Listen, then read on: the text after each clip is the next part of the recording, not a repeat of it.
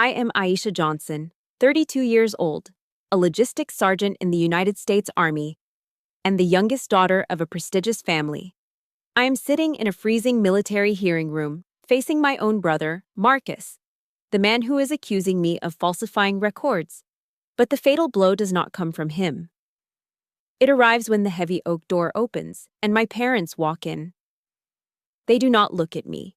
Not once. My mother, clutching her expensive Hermes bag, and my father, holding a sworn affidavit against his own daughter, walk right past me to sit behind the accuser. My chest feels like it is being crushed as I realize they are willing to send me to prison just to protect my brother's million-dollar contracts. They think my silence is submission. They have no idea that what I am holding in my hand, the incident log, will overturn everything and burn down the career of the golden son they worship. Let me know where you are watching from in the comments. Hit that subscribe button right now if you believe that sometimes the most painful betrayal comes from the people who share your blood. The hearing room at Fort Liberty smelled of lemon antiseptic and old fear. It was a sterile, windowless box designed to strip a soldier of their confidence before a single word was spoken. I sat alone, my hands resting flat on the cold oak table. I had no expensive defense attorney whispering in my ear, no support team. There was only the rhythmic, maddening tick-tock of the wall clock, counting down the seconds to my public execution. Across from me, Marcus was arranging his documents with the practiced ease of a CEO preparing for a hostile takeover. He looked completely out of place in this sea of olive drab and camouflage, yet he dominated the room. He was wearing a navy blue Armani suit that I knew cost $3,000, more than what most of the enlisted soldiers on this base made in a month. He did not look at me. To him, I was not a sister. I was a glitch in his spreadsheet, a rounding error that needed to be deleted so the fiscal year would look profitable. Then the heavy door at the back of the room creaked open. I held my breath. It was a stupid, instinctive reflex, the childish part of my brain that still craved a safety net. Maybe, I thought, maybe they are here to stop this. My father, Bob, and my mother, Linda, stepped into the room. My mother looked immaculate. Her hair was blown out to perfection, stiff with hairspray, and she wore a pastel cardigan draped over her shoulders like the quintessential Virginia country club wife. My father walked with the stiff posture of a man who believes his bank account gives him moral superiority. He nodded respectfully at Colonel Whitman, the presiding officer. "Good morning, Colonel," my father said, his voice warm and rich. But then they had to walk past me. I turned my head slightly, trying to catch my mother's eye. Just a glance. A flicker of recognition. Anything. Nothing. She stared straight ahead, her knuckles white as she gripped the handle of her Hermes Birkin bag. My father looked through me as if I were a piece of old, dusty furniture that had been left in the hallway. They did not slow down. They did not hesitate. They walked right past the table where their daughter sat facing a court-martial inquiry and pulled out the chairs directly behind Marcus. The scrape of those chair legs against the linoleum floor was louder than a gunshot. It was a physical declaration of war. In the military, we talk about having someone's six, watching their back. My parents had just publicly taken position at my enemy's six. They were not just bystanders, they were reinforcements for the other side. The air in the room seemed to vanish. My lungs burned. This was the Blue Falcon concept. The Buddy F-Kicker, the traitor, but played out with my own DNA. Marcus cleared his throat, sensing the shift in power. He stood up, buttoning his jacket with a crisp snap. He began his opening statement, a speech I knew he had rehearsed in front of a mirror. "Colonel Whitman," Marcus began, his voice smooth and projecting the false humility of a patriot. "I appear here today not as a brother, but as a concerned tax-paying citizen and a defense contractor committed to integrity. It is with a heavy heart that I must report that my sister, Sergeant Aisha Johnson, has engaged in a pattern of deception regarding her military service record." He paused for effect, letting the silence hang heavy in the recycled air. "Specifically," Marcus continued, pointing a manicured finger at the screen, "she is guilty of stolen valor." Stolen valor. The term hit me like a physical slap. In our world, that is the ultimate insult. It is reserved for liars who pin medals they didn't earn onto their chests, for cowards who play dress-up in uniforms soaked in the blood of better men.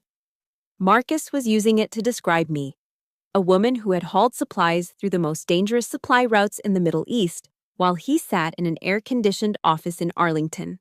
He spoke about my service as if I were an employee who had been stealing staplers from the supply closet. Cold, clinical, fake responsibility dripping from every syllable. Colonel Whitman, a man whose face was etched with the lines of actual combat, shifted his gaze to me. His eyes were hard to read. "Sergeant Johnson," Whitman said, his voice gravelly, "do you wish to make an opening statement? Do you wish to refute these claims immediately?" From behind Marcus, I heard a sound that cut deeper than the accusation. My mother sighed. It was a soft, sharp exhale, the specific sound of disappointment I had been hearing for 32 years. It was the sound she made when I chose the Army instead of a marketing degree. The sound she made when I came home with grease under my fingernails instead of an engagement ring from a doctor. I looked up. I locked eyes with Marcus. He was smiling. It wasn't a wide grin. It was a subtle, tight lifting of the corners of his mouth. He was waiting for me to break. He wanted me to scream. He wanted crazy Aisha to make a scene so he could look at the colonel and shrug, as if to say, "See? She is unstable." I remembered my drill sergeants at basic training. Panic is a choice. Chaos is external. Discipline is internal. I placed my hands under the table. I made a fist, squeezing so hard that I felt my fingernails puncture the skin of my palm. The sharp sting of pain grounded me. It kept the tears from rising. It kept the rage from exploding. "No, sir," I said. My voice did not tremble. It was flat, dead, and absolute. The smile on Marcus's face faltered for a fraction of a second. He didn't understand. He thought my silence was surrender. He thought he had won because his little sister was too crushed to fight back. He didn't know I wasn't surrendering. I was just chambering around. But as I stared at him, that look in his eyes, that mixture of arrogance and pity, triggered something visceral in my gut. It wasn't the first time I'd seen that expression. The courtroom dissolved for a split second, and the sterile smell of the base was replaced by the smell of roasted turkey and expensive cologne. That look. It was the exact same look he gave me 2 years ago, the day he decided I was nothing. That look. That specific, condescending tilt of Marcus's head in the courtroom was not new. It was a trigger. It instantly pulled me out of the sterile hearing room at Fort Liberty and dragged me back 2 years, to a crisp November afternoon in Virginia. It was Thanksgiving Day. I had just returned from a 9-month deployment in Syria. I was exhausted, vibrating with the residual adrenaline of a combat zone, driving my beat-up Ford F-150 pickup truck up the long, winding driveway of my parents' estate. My truck was covered in mud, the engine knocking with the fatigue of 100,000 hard miles. And there, parked right in the center of the driveway like a black diamond, was Marcus's brand new Porsche 911. The contrast was so sharp it almost hurt my eyes. His car screamed success, leverage, and boardroom bonuses. My truck screamed survival, grit, and minimum wage. I walked into the house through the front door. I was still wearing my OCP's, my operational camouflage pattern uniform. My flight had been delayed, my baggage lost, and I had driven straight here from the airfield because I wanted to see my family. I smelled like jet fuel, stale coffee, and the desert. My mother, Linda, came into the foyer. She was holding a glass of Chardonnay. She stopped 5 feet away from me. She did not open her arms. She did not drop her glass to run and hug the daughter who had been dodging mortar fire for the better part of a year. Instead, her eyes darted immediately to my boots. "Aisha," she said, her voice tight. "Good Lord, you look like a mess. Can't you change out of those dirty clothes before you come into the living room? We just had the sectional sofa reupholstered. That fabric is imported Italian velvet, and it cost your father and me $5,000. I stood there, my duffel bag slipping from my shoulder. $5,000. That was more than the hazard pay I had earned for risking my life. "Hi, Mom," I said quietly. It's good to see you too. She turned around and walked back toward the kitchen. Well, hurry up. Marcus is already carving the turkey. The dinner was a theater production, starring Aisha Johnson. We sat around the mahogany table, laden with roasted turkey, stuffing, cranberry sauce, and crystal glasses that chimed when you touched them. Marcus stood up, buttoning his jacket, and cleared his throat. Dad, Marcus said, gesturing to a long, sleek box in the corner of the room. I know you've been eyeing those new drivers. Consider it a small token from my latest contract with the Department of Defense. It's been a lucrative quarter. My father, Bob, tore open the wrapping paper. Inside was a set of custom, gold-plated golf clubs. His face lit up with a joy I'd never seen directed at me. He stood up and clapped Marcus on the back, shaking him vigorously. Now this, my father boomed. This is my boy. That business mind of yours is sharp as a tack, son. You're building a legacy. My mother looked at Marcus as if he had just walked on water.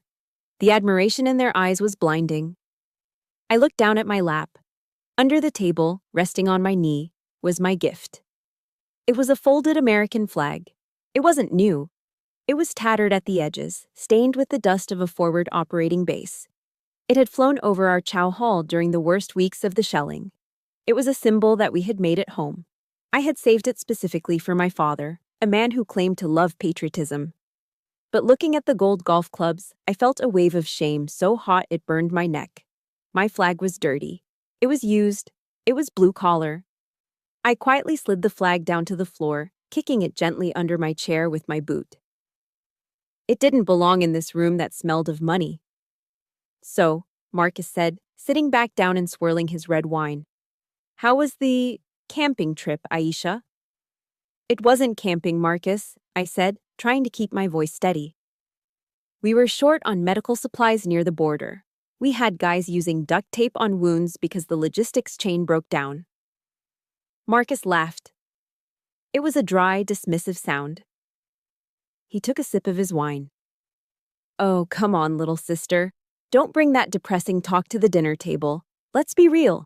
You're basically a truck driver in camouflage. You move boxes of MREs from point A to point B. Don't act like you're some hero in a movie. The table erupted in laughter. My mother covered her mouth, giggling. My father wiped a tear of mirth from his eye and pointed a fork at me. Your brother is right, Aisha. Look at you. You're 30 years old, no husband, wearing combat boots. Why don't you just quit and let Marcus hire you as a secretary?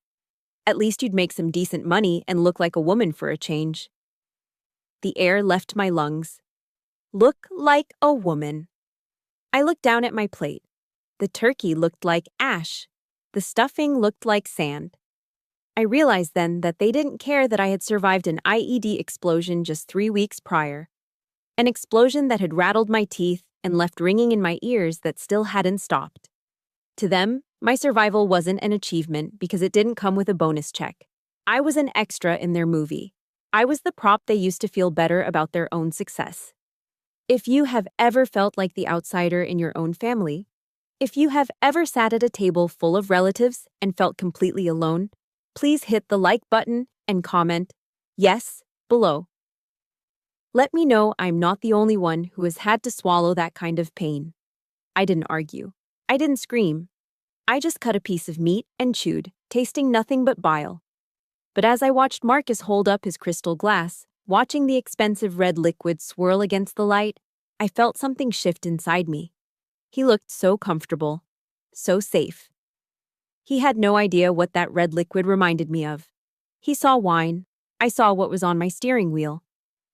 The red wine in Marcus's glass blurred, spinning faster and faster until it wasn't wine anymore.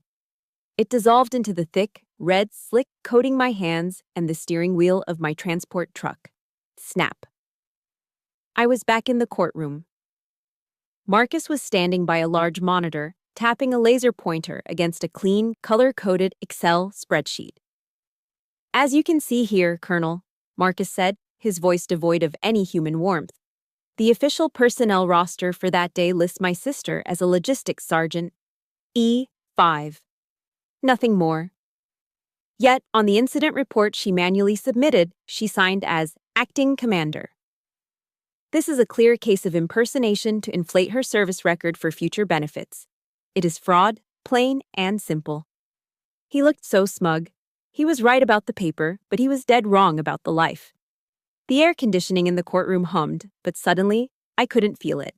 The temperature in my mind spiked to 120 degrees Fahrenheit. I could taste the dust. I could smell the overwhelming stench of burning diesel, unwashed bodies, and copper. I was back on Supply Route Bland. It was the main supply line running north, a stretch of asphalt that every insurgent with an IED loved to target.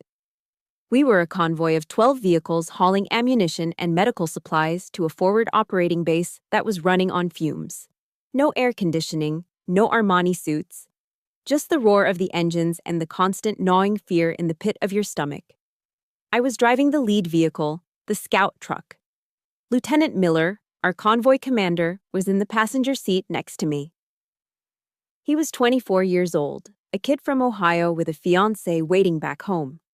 We were talking about college football. He was a Buckeyes fan when the world ended.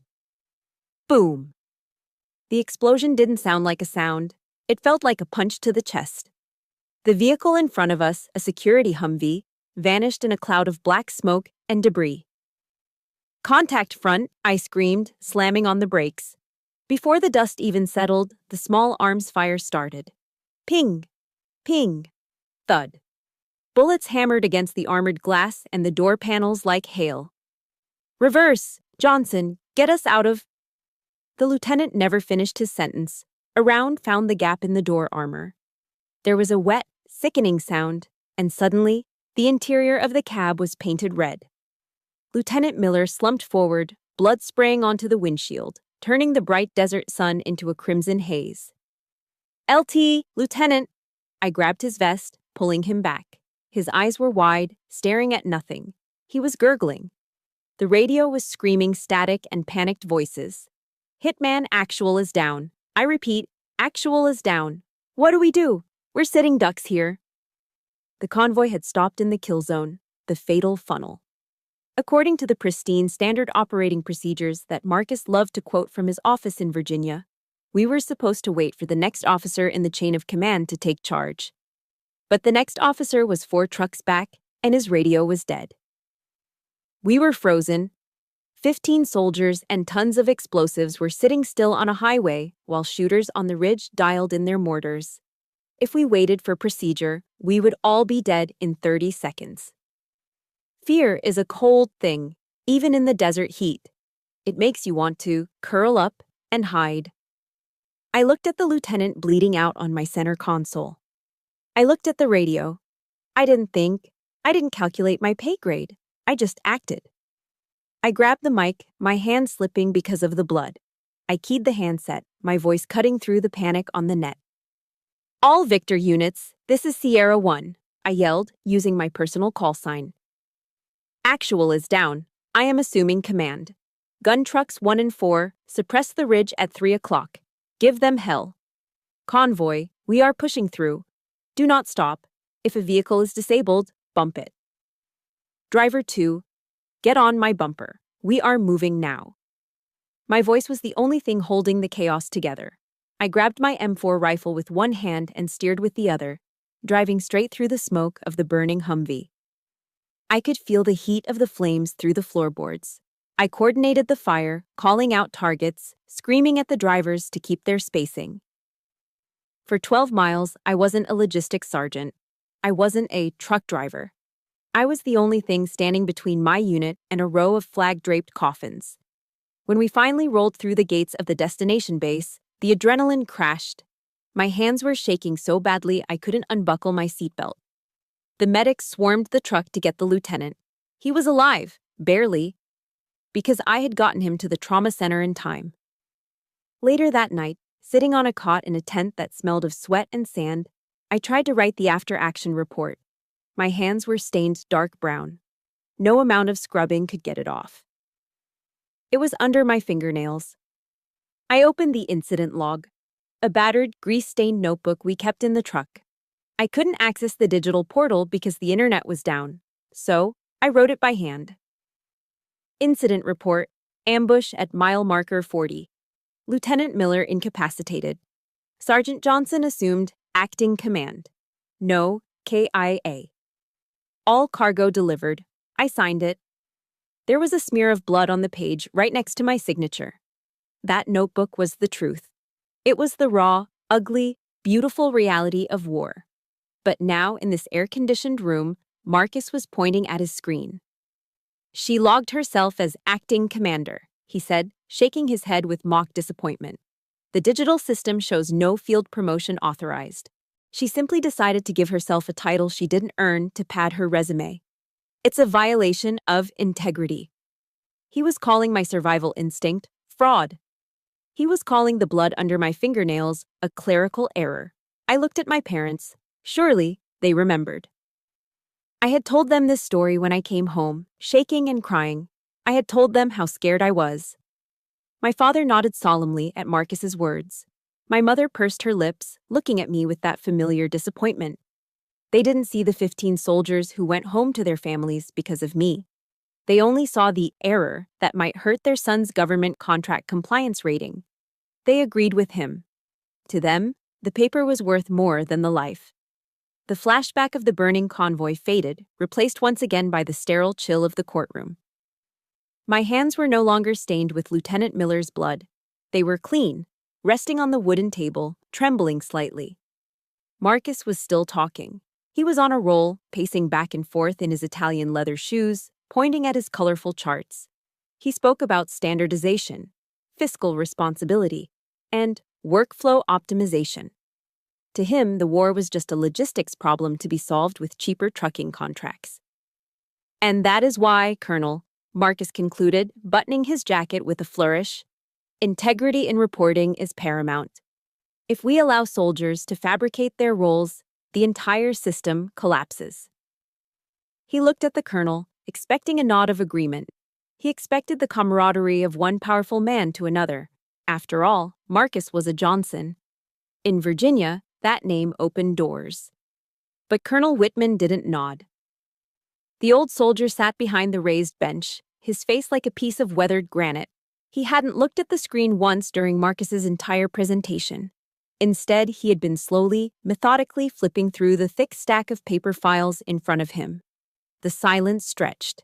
It became uncomfortable. Marcus's confident smile began to waver. He cleared his throat. "Colonel?" Marcus asked, his voice losing a bit of its polished sheen. Colonel Whitman finally stopped flipping pages. He looked up. His eyes were narrow, surrounded by crow's feet, carved by years of squinting into the desert sun. They were eyes that had seen things Marcus couldn't even imagine in his worst nightmares. "Mr. Johnson," Whitman said. His voice was deep, a low rumble that seemed to vibrate through the floorboards. "You stated that these records on your screen, the ones proving your sister is a liar, were pulled from the defense contractor portal. Is that correct?" "Yes, sir," Marcus replied, standing taller. "It is the most up-to-date system we have. It tracks billing and personnel hours for payroll." "Payroll," Whitman repeated the word as if it tasted bad. "So, this is secondary data. It is data entered by civilian administrators in an office in D.C. to calculate paychecks." Marcus blinked. "Well, yes, but it aligns with—" "In the Army, Mr. Johnson," Whitman cut him off. "We do not base a soldier's honor on payroll spreadsheets. We believe in the primary source, the order of the day, the field reports." Whitman gestured to the court reporter. "Clerk, please initiate a priority request to the National Archives for the unit's original field logs. I want the raw data, not the sanitized version this contractor is presenting." The color drained from Marcus's face. He knew exactly what that meant. The contractor portal was clean. It was designed to look good for auditors. The field logs were messy. They contained the truth. Suddenly, behind Marcus, my father stood up. Bob Johnson was not used to being ignored, and he certainly wasn't used to seeing his golden son cornered. He stood up with the indignation of a man who sponsors charity golf tournaments. "Now, see here, Colonel," my father blustered, his voice booming. "My son is a respected businessman. We didn't come here to have his diligence questioned. We came here to settle a family discipline matter that has gotten out of hand." It was a power move. It usually worked at the country club. Colonel Whitman slowly took off his reading glasses. He didn't raise his voice. He simply turned that steel gaze directly onto my father. "Sit down, sir," Whitman said. It wasn't a request. It was a command. "This is a United States military tribunal, not a board meeting. You have no standing here."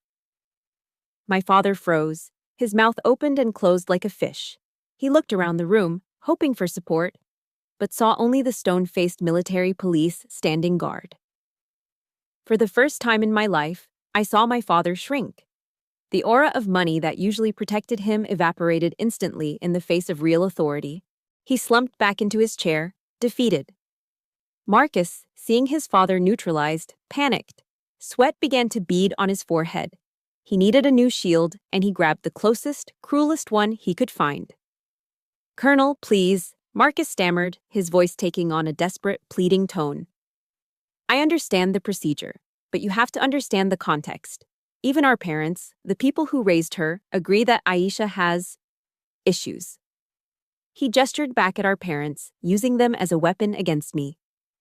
"She has always been dramatic," Marcus continued, gaining speed. "She has a history of inflating stories to get attention. She's the youngest, you know? A bit of a black sheep. We suspect she might be suffering from some form of PTSD-induced delusions. We are just trying to get her help, not punish her." The room went deathly silent. I felt like I had been punched in the gut. He wasn't just coming for my rank anymore. He was coming for my sanity. He was painting me as the crazy female veteran to save his own skin. And the worst part? My mother was nodding. I could see her in my peripheral vision, looking sadly at the floor, playing the role of the heartbroken mother dealing with a mentally unstable daughter. I waited for the shame. I waited for the colonel to look at me with pity. But Colonel Whitman didn't look at me with pity. He looked at Marcus with disgust. "Mr. Johnson," Whitman said, his voice icy, "I do not care about your family dynamics. I do not care about your parents' opinions on her childhood. In my court, hearsay is irrelevant." He leaned forward, his eyes locking onto Marcus. "And I suggest you be very careful about diagnosing a soldier with PTSD to suit your narrative. The truth does not live in your parents' living room, and it certainly does not live in your mouth. The truth is found in the actions taken when the bullets are flying. And from where I am sitting, you have never heard a shot fired in anger." Whitman turned to look at me. For a brief second, his expression softened. He gave me a barely perceptible nod. It was a small gesture, but it hit me harder than any bullet. My throat tightened. My eyes burned. Here I was, 32 years old, sitting across from my father, my own flesh and blood, who wouldn't lift a finger to defend me. And yet, this stranger, this old man I had never met until this morning, was standing between me and the wolves. He was protecting me. For the first time that day, the crushing weight on my chest lightened just a fraction. I wasn't alone. But as the colonel called for a 15-minute recess, I made the mistake of looking back at my mother. She wasn't looking at the colonel. She was looking at Marcus, who was trembling. Her eyes narrowed. She wasn't defeated yet. She was calculating. She stood up, smoothed her skirt, and walked toward the door with a terrifying purpose. The court went into a 15-minute recess. I didn't stay in the hallway. I couldn't bear the whispers or the pitying glances from the military police. I ducked into the ladies' restroom, the heavy door sighing shut behind me, cutting off the noise of the corridor. The room was silent, smelling of lavender air freshener and bleach. I leaned over the sink, splashing freezing cold water onto my face. I gasped, letting the water drip from my chin, staring at my reflection in the mirror. My eyes were red-rimmed. My uniform, usually a source of pride, felt heavy, like a lead vest. "Just hold it together, Johnson," I told myself. "Just get through the day." Then the door opened. I froze. Through the mirror, I saw her. My mother, Linda. For a split second, a foolish, childish hope sparked in my chest. I thought she had come to check on me. I thought that maybe, just maybe, seeing Colonel Whitman tear into Marcus had woken her up. I thought she was coming to hug me, to tell me she was sorry, to be my mother. I turned around, water still dripping from my face. She didn't look at me. She walked past me to the mirror, placed her Hermes bag on the marble countertop, carefully so the bottom wouldn't get wet, and began to fix a stray lock of her hair. She pulled a tube of lipstick from her purse and reapplied a fresh coat of red. "Aisha," she said, pressing her lips together to settle the color. Her voice was calm, conversational, as if we were discussing the weather and not a court-martial. "How long do you intend to keep up this charade?" I blinked, the water on my face feeling suddenly like ice. "Excuse me?" She finally turned to face me. Her eyes were dry. There was no warmth in them, only the cold calculation of a woman managing a PR crisis. "Marcus is willing to be generous," she said. "He spoke to his legal team during the break. He has a proposal. A way out for you." "I don't need a way out," I said, my voice shaking. "I need the truth." "The truth is expensive, Aisha," she snapped. "And it is messy. Listen to me. Marcus says if you agree to plead guilty to a lesser charge and accept a voluntary administrative discharge for medical reasons, he will drop the fraud lawsuit." I felt the blood drain from my face. "Medical reasons?" "Yes," Linda said, stepping closer. "We have a family friend, Dr. Evans. He's willing to write an evaluation stating that your time in Syria caused severe psychological distress. We can say you have PTSD. We can say you suffer from delusions of grandeur, which is why you fabricated the logbook. You won't go to prison. You'll just be discharged quietly. You can go get therapy. Marcus keeps his security clearance, the company stays afloat, and you get help. It is a win-win." I stared at her, unable to process the level of betrayal. "You want me," I whispered, my throat tight. "You want me to tell the army I'm crazy? You want me to say I hallucinated saving 15 men just to save Marcus's contract?" "Don't be dramatic," she waved a hand dismissively. "It's just paperwork, Aisha. It's a label. Who cares?" "I care," I shouted, the sound echoing off the tiled walls. "My honor cares. That label follows me for the rest of my life." Linda's face hardened. The mask of the polite society wife dropped. She stepped forward and grabbed my shoulder. Her fingers were like claws. Her manicured red nails dug into my skin through the fabric of my uniform, pinching hard enough to bruise. "Stop being so selfish," she hissed, her voice dropping to a venomous whisper. "Think about this family for once. Marcus is the pillar of this family. His company pays for the house in Virginia. He pays for the club memberships. He pays for the lifestyle we built.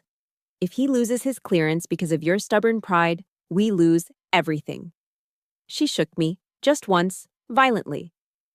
"You have always been the difficult one, the black sheep. Now, for the first time in your life, you have a chance to be useful.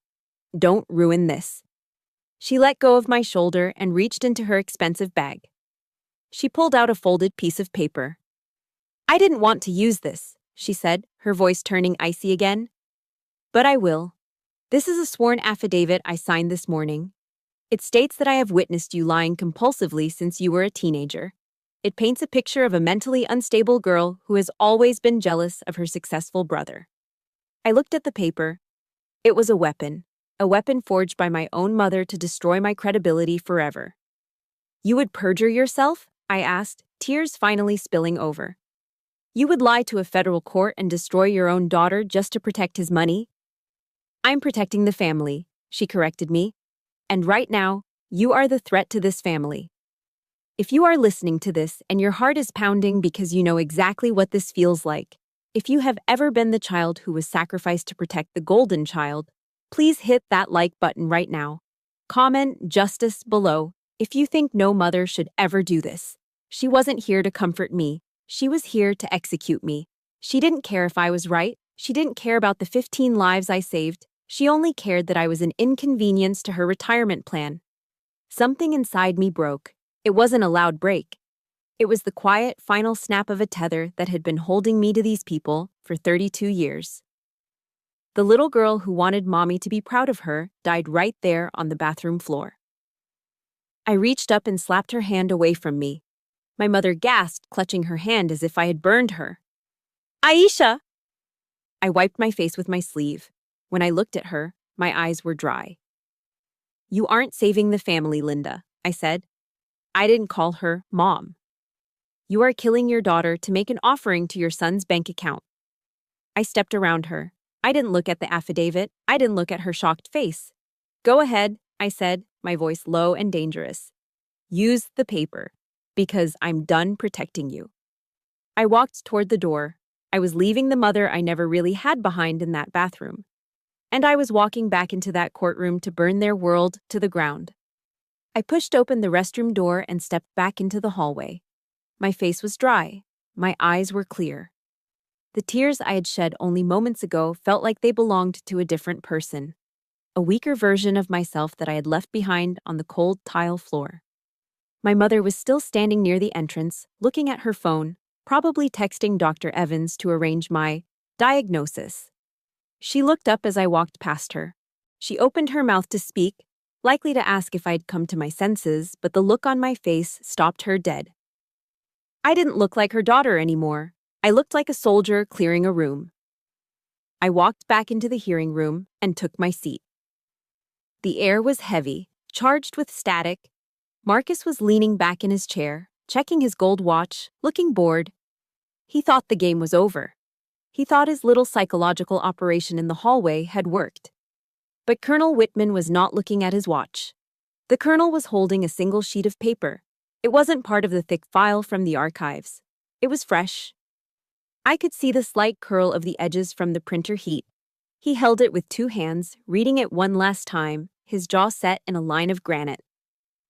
"The hearing is back in session," Whitman announced. His voice was different now. It wasn't the voice of an inquisitive judge. It was the voice of a commanding officer who had just discovered a perimeter breach. He didn't look at me. He looked straight at Marcus. "Mr. Johnson," Whitman said, the title dripping with disdain. "During the recess, my clerk received a very interesting update from the Logistics Command headquarters in Washington. A piece of information that seems to have been conveniently omitted from your opening statement." Marcus straightened his tie, offering a polite, practiced smile. "I assure you, Colonel, we have been fully transparent." "Have you?" Whitman asked. He placed the paper on the desk, smoothing it out slowly. "Mr. Johnson, are you aware that 9 days ago, the Department of the Army internally nominated a new contracting officer representative, a COR, for the Northeast Region Logistics Sector?" The smile froze on Marcus's face. It didn't fade. It just turned into a rictus of terror. The room went silent, but for me, the pieces of the puzzle slammed into place with the force of a freight train. A COR isn't just a title. In the world of defense contracting, the COR is God. They are the eyes and ears of the government. They are the ones who inspect the goods. They are the ones who sign the invoices. And most importantly, they are the ones who have the authority to reject a shipment and freeze a payment if they smell a rat. For those in the room who are civilians, Whitman continued, his eyes never leaving Marcus, "Let me clarify. This nomination was for the exact sector where your company, Johnson Defense Solutions, holds its largest supply contracts." Whitman picked up the paper and read from it. "Nominee, Sergeant Aisha Johnson. Status, pending final background check." A gasp rippled through the room. My parents, sitting behind Marcus, looked at each other, confused. They didn't understand the acronyms. They didn't understand that their son's empire was built on cutting corners, and he had just found out that his honest, incorruptible sister was about to become his auditor. "You filed this formal complaint about stolen valor," Whitman said, his voice rising. "Exactly 24 hours after this nomination was posted on the internal network. You didn't come here to protect the integrity of the Army, Mr. Johnson. You came here to sabotage a background check." Whitman slammed the paper down on the desk. The sound echoed like a gunshot. "You are trying to destroy this soldier's career not because she is a liar, but because you know she is telling the truth. You know that if she becomes your COR, you can't buy her. You can't bully her. And you certainly can't bribe her with golf clubs." Marcus turned a sickly shade of gray. Sweat broke out instantly on his forehead, glistening under the fluorescent lights. He stood up, his chair scraping loudly against the floor. "No, that is circumstantial," Marcus stammered. His smooth boardroom baritone cracked into a high-pitched squeak. I filed this out of moral obligation. This is a conflict of interest. The only conflict here, Whitman growled, is between your bank account and federal law. I looked at my parents. My father was staring at the back of Marcus's head, his mouth slightly open. My mother looked pale. For the first time, they weren't looking at a golden boy. They were looking at a fraud. They were realizing that the son they were ready to sacrifice their daughter for wasn't a hero. He was a scared little man who was terrified of being caught. And me? I felt the ice in my chest shatter, but it wasn't replaced by heat. It was replaced by a cold, sharp clarity. I looked at Marcus. He was trembling. He was wiping his hands on his $3,000 pants. He looked small. He looked pathetic. I remembered a quote from David Goggins that had gotten me through my darkest nights in the desert. When you take the soul of a man, you own him. Marcus wasn't the big brother anymore. He wasn't the successful CEO. He was just a target who had engaged the wrong enemy. I slowly lifted my head. I caught Marcus's darting, panicked eyes. And then, for the first time in 2 years, I smiled. It wasn't a happy smile. It wasn't a friendly smile. It was a smirk.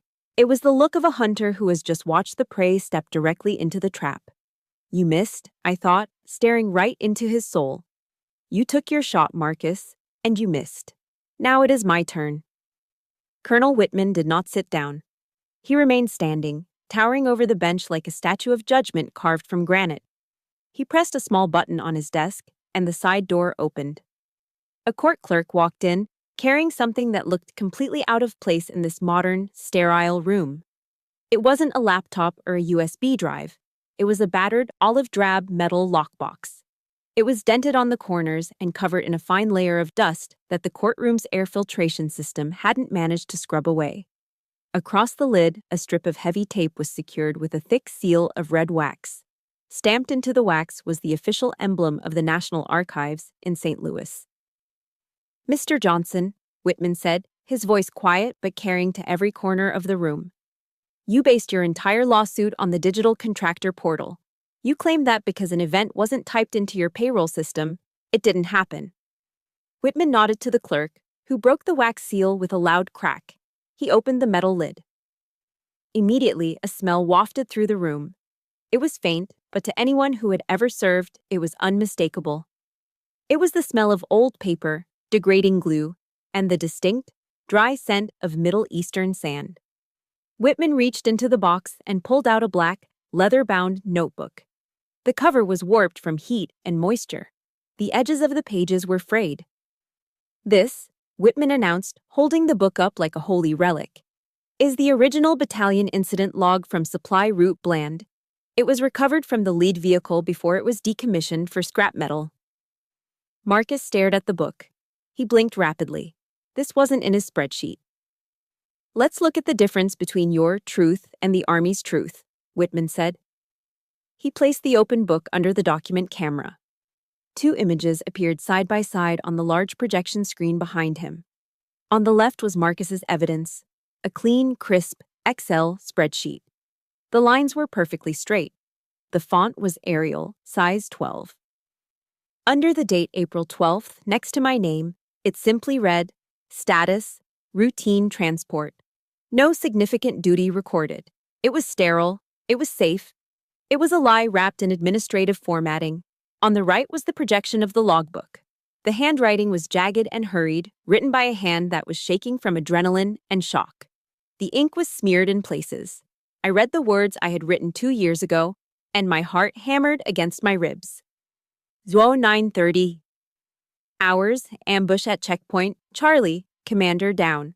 Catastrophic loss of comms. Sergeant Johnson assumed acting command. Evacuated 15 personnel. Ammo depletion, critical. But the words weren't what made the room gasp. It was the stain. On the bottom right corner of the page, covering part of my signature, was a large, dark brown smudge. It had dried and cracked over time, soaking deep into the fiber of the paper. Do you know what that is, Mr. Johnson? Whitman asked, pointing to the screen. Marcus didn't answer. He couldn't. He looked like he was about to be sick. "That is dried blood," Whitman answered for him. "Likely from the officer your sister was dragging out of a burning truck while you were probably deciding which tie to wear to a lunch meeting." Whitman wasn't done. He reached back into the box and pulled out a single sheet of paper protected by a plastic sleeve. It was a memorandum for record, an MFR. "I also have this," Whitman said. "This is a sworn statement signed by Captain David Miller, the officer who was wounded that day. He sent this from Walter Reed Hospital 3 days ago when he heard about this inquiry." Whitman adjusted his glasses and read aloud.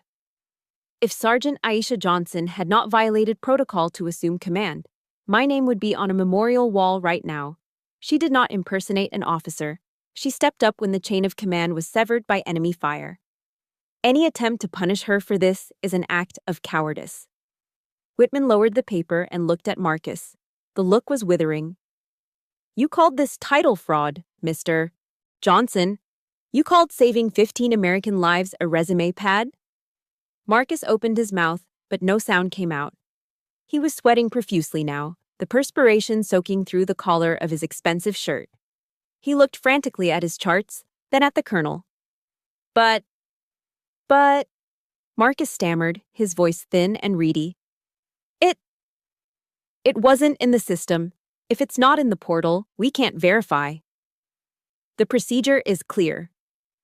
Slam. Whitman brought his open palm down on the desk with a force that made the water pitchers jump. My mother jumped in her seat, clutching her pearls. "Because war does not happen on your computer," Whitman roared. The sound of his voice filled the room, shaking the walls. "Real life is not a spreadsheet, son. Your papers are administrative trash. Her papers are history written in blood."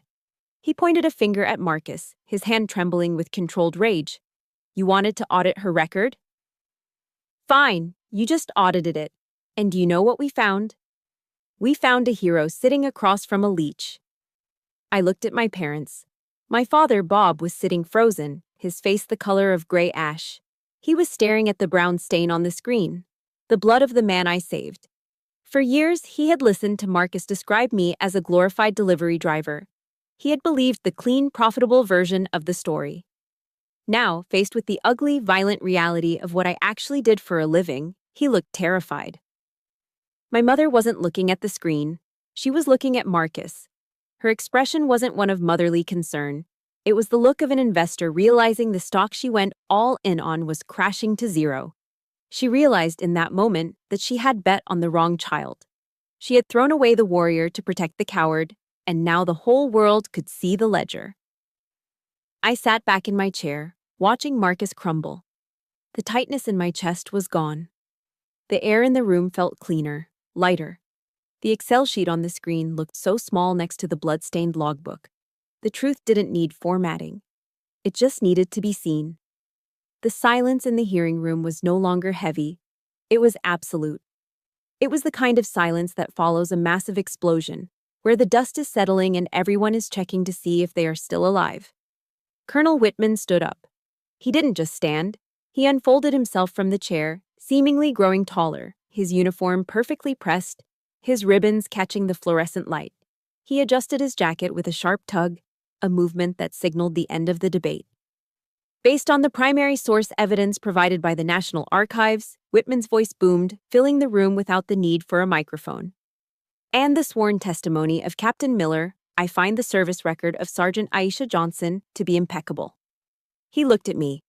For the first time, his eyes were warm. "The allegations of stolen valor are dismissed with prejudice. Sergeant Johnson, your actions on Supply Route Bland were in keeping with the highest traditions of the United States Army. You are cleared of all charges." I let out a breath I felt like I had been holding since I was 12 years old. My shoulders dropped. The invisible weight that Marcus and my parents had strapped to my back, the weight of being the disappointment, the failure, the liar, simply evaporated. But Colonel Whitman wasn't finished. He turned his gaze toward the other side of the table. If he had looked at me with respect, he looked at Marcus with the kind of cold, clinical detachment a surgeon uses before cutting out a tumor. "Now, regarding Mr. Marcus Johnson," Whitman said, his voice dropping an octave, becoming dangerous. Marcus was sitting slumped in his chair, staring at the blood-stained logbook on the screen. He jumped when his name was called. "Mr. Johnson," Whitman continued, picking up a pen. "You knowingly submitted a secondary, incomplete dataset to a military tribunal. You did this to frame a decorated soldier. And worse, you did it to preemptively disqualify a federal auditor because you knew her integrity would threaten your profit margins." Whitman looked down at a document on his desk. The scratching sound of his pen signing the paper seemed deafening in the quiet room. In the world of defense contracting, integrity is the only currency that matters. You just spent yours. Whitman held up the paper he had just signed. "I am hereby initiating the immediate revocation of your top-secret security clearance. Furthermore, I am referring Johnson Defense Solutions to the Criminal Investigation Division and the Department of Justice for an inquiry into contract fraud and malicious prosecution." The color didn't just drain from Marcus's face, it vanished. He turned a shade of gray that looked like wet cement. For a civilian, losing a security clearance might sound like a minor inconvenience, but for a defense contractor in Virginia, it is a death sentence. Without that clearance, Marcus couldn't step foot on a military base. He couldn't read a classified briefing. He couldn't bid on a single government contract. In 10 seconds, Colonel Whitman had turned Marcus's multi-million-dollar company into a worthless shell. You can't," Marcus whispered, his voice cracking. He tried to stand up, but his legs gave out, and he collapsed back into the leather chair. "My contracts. The backlog. We have payroll on Friday." "You should have thought about that before you came for one of my soldiers," Whitman said, closing the file folder with a final thud. Marcus looked down at his $3,000 Armani suit. 10 minutes ago, it was armor. It was a symbol of his power, his status, his superiority over my dirty uniform. Now, as he sat there shaking, sweating through the silk lining, he looked like a child playing dress-up. He looked like a clown. I watched him, expecting to feel pity.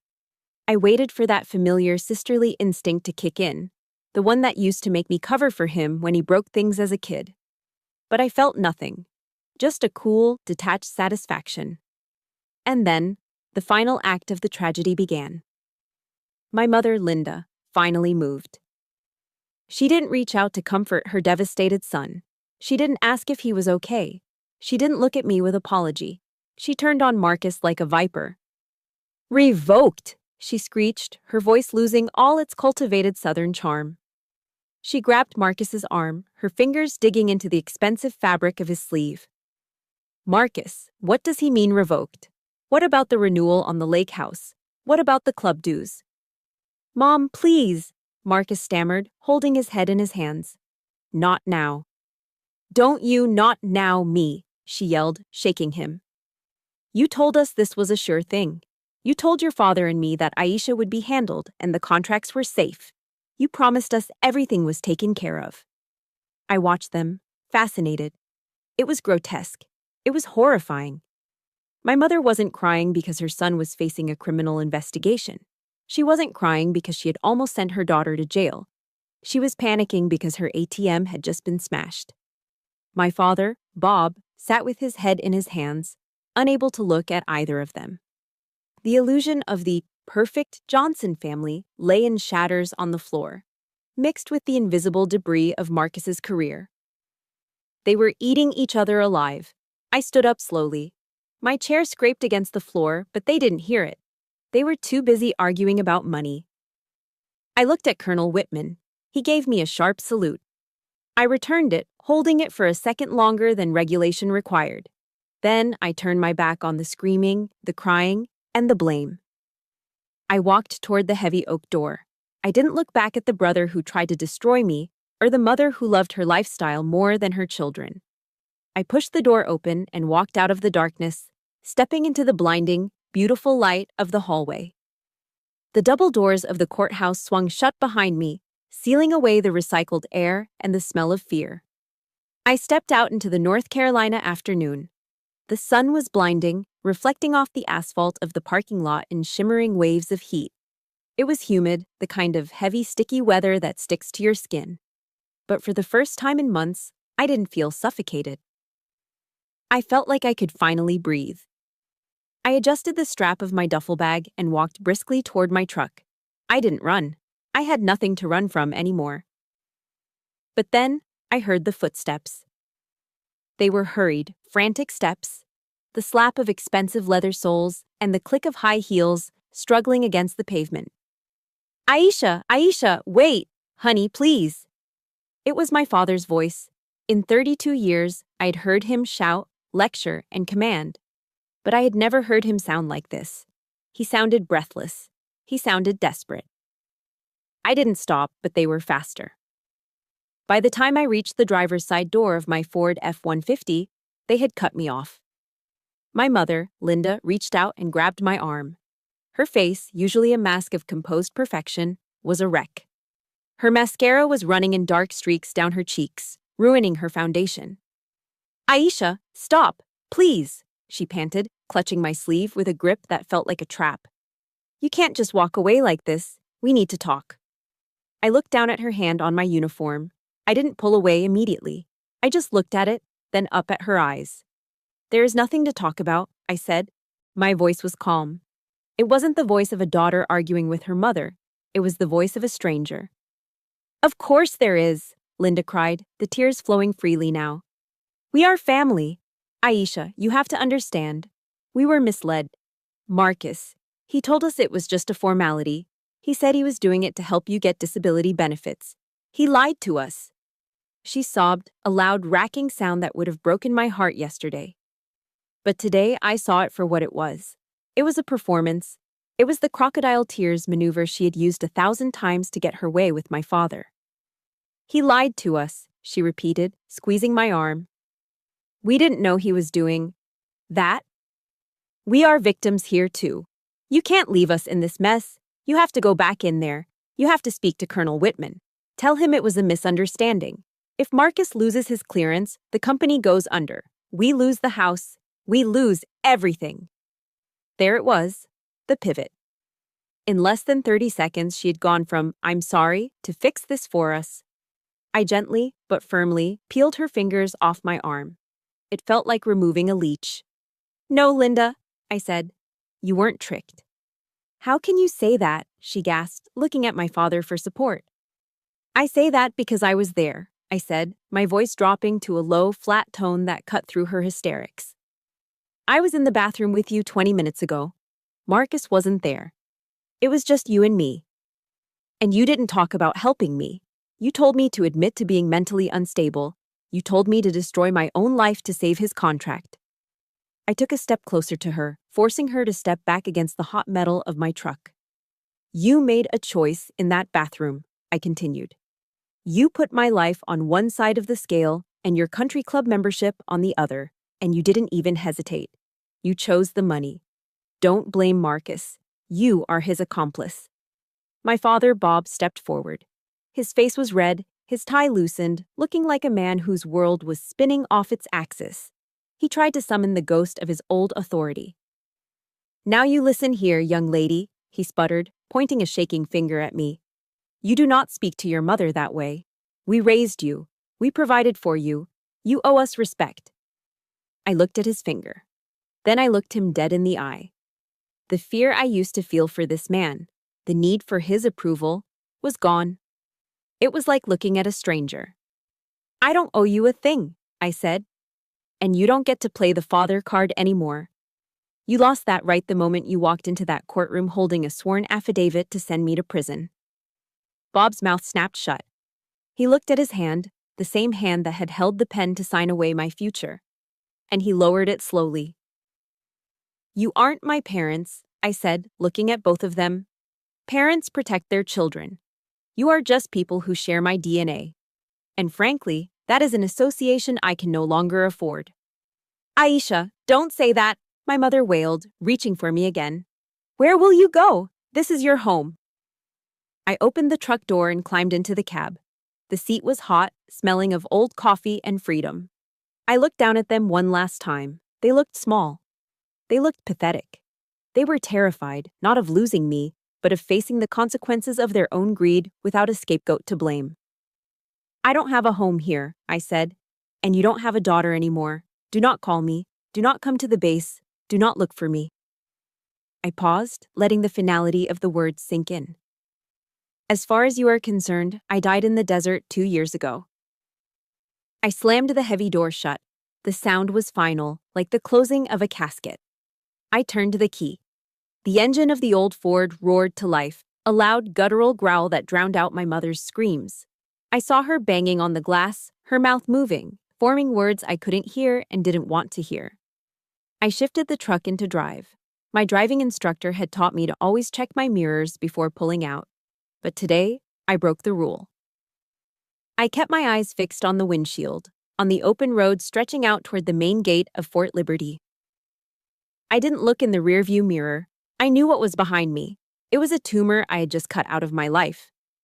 I pressed the gas pedal and drove away, leaving the wreckage of the Johnson family choking on my exhaust fumes. The main gate of Fort Liberty faded into the distance behind me. The asphalt of the highway stretched out ahead, shimmering in the afternoon heat.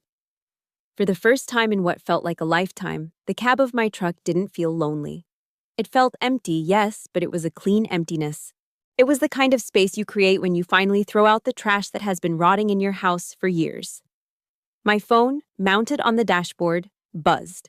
Then it buzzed again and again. A rapid-fire staccato of notifications. I glanced over.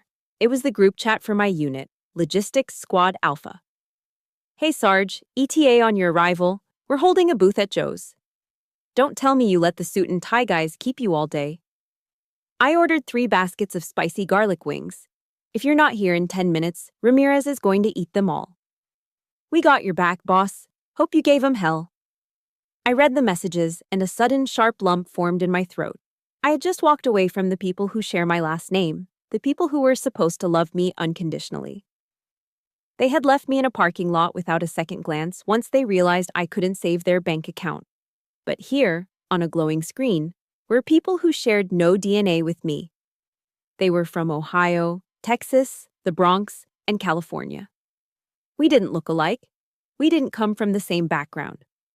But they were sitting in a dive bar called Joe's, staring at the door, worrying about me. They weren't waiting for a check. They were waiting for their sister. I felt a tear slide down my cheek. It tickled, but I didn't wipe it away. For the first time today, it wasn't a tear of rage or humiliation. It was a tear of gratitude. My mind drifted back to my grandmother. She was the only person in the Johnson family who ever looked at me and saw me, not just the disappointing spare heir. She used to sit on the porch in her rocking chair, holding her worn-out King James Bible, and she would tell me, "Baby, people will let you down. Folks are flawed. But you remember the word." One verse, in particular, echoed in my mind now, as clearly as if she were sitting in the passenger seat. Psalm 27, verse 10. When my father and my mother forsake me, then the Lord will take me up. I used to think that verse was just poetic comfort for orphans. I never thought I would live it. But today, in that courtroom, I realized the truth of it. My father and mother had forsaken me. They had cast me aside for a golf club membership and a defense contract. But I hadn't been left alone. I had been taken up. Providence had sent Colonel Whitman, a stranger with a granite face and a steel spine, to stand in the gap where my father should have been. God had sent Captain Miller to write that letter from his hospital bed. He had sent Ramirez and the squad to wait for me with cold beer and chicken wings. I wasn't an orphan. I was just being adopted into a better family. I pressed the button on the door, and the window rolled down. The rushing wind of North Carolina roared into the cab. It smelled of sun-baked asphalt, diesel, and the sweet, sharp scent of the longleaf pines that lined the highways here. It smelled like freedom. I looked at myself in the rearview mirror. The woman staring back wasn't the black sheep of the Johnson family anymore. She wasn't the emotional little sister or the failed daughter. I saw Sergeant Aisha Johnson. I saw a combat veteran who had saved 15 lives. And now, I saw the newly appointed contracting officer representative for the Northeast region. A grim satisfaction settled in my chest. Marcus didn't know it yet, but even without his security clearance, his troubles were just beginning. Because now I was the one who would be auditing the rest of the industry. I would ensure that no other soldier would ever be endangered by a greedy contractor cutting corners to buy a Porsche. I was in control. My destiny didn't belong to Bob, Linda, or Marcus. It belonged to me. I gripped the steering wheel, feeling the texture of the leather under my calloused palms. I turned up the radio. I pressed the gas pedal a little harder, eager to get to Joe's, eager to sit with the people who actually mattered. They say blood is thicker than water. But I have learned that the blood of the covenant is thicker than the water of the womb. Family is not a noun. You do not get to be family just because we share a last name, or because you appear in the background of my childhood photos. Family is a verb. It is an action. Family is showing up. Family is believing you when the world calls you a liar. Family is the people who stand beside you in the trench when the bullets start flying, not the ones who hide behind you to save themselves. I realized then that I would never again let anyone use the word bloodline to make me bow my head to injustice. If the house you were born into is toxic, you burn it down and build a new one. If the people who raised you treat you like an option, you choose yourself. My name is Aisha Johnson. I lost a brother and 2 parents today, but I found something much more important. I found my home, and I am finally free. Through this ordeal, I learned a hard but necessary truth. Self-preservation is not selfishness. For years, I believed I had to set myself on fire just to keep my family warm. But I realized that loyalty must be a two-way street. If the people supposed to protect you are the ones pulling the trigger, you have every moral right to leave the battlefield. Setting boundaries with toxic relatives doesn't mean you are bitter. It means you respect yourself enough to demand the treatment you deserve. Please remember this. You cannot heal in the same environment that broke you. Sometimes walking away is the bravest thing you will ever do. Now, I want to hear from you. Have you ever found a chosen family that treated you better than your own blood, just like I found with my unit? Or have you ever had to make the tough decision to go no contact to save your own peace?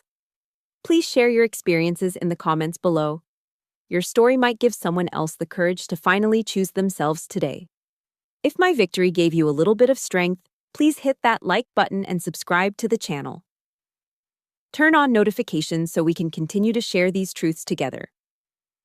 Thank you for listening to my story, and stay strong.